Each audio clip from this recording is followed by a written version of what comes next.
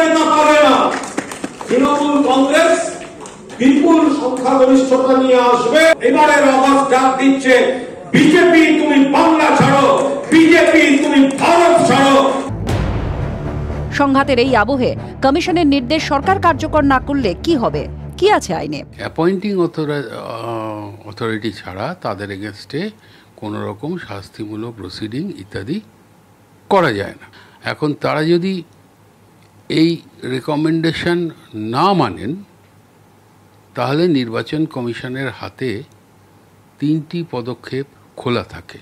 যদি নির্বাচন কমিশনের কাজ বাধাপ্রাপ্ত হয়, তাহলে কমিশন সেই প্রক্রিয়াটাকে পেছিয়ে দিতে পারে। এই বিতর্কটা মেটানোর জন্যে যে কোনো পক্ষই আদালতে পৌঁছাতে পারেন।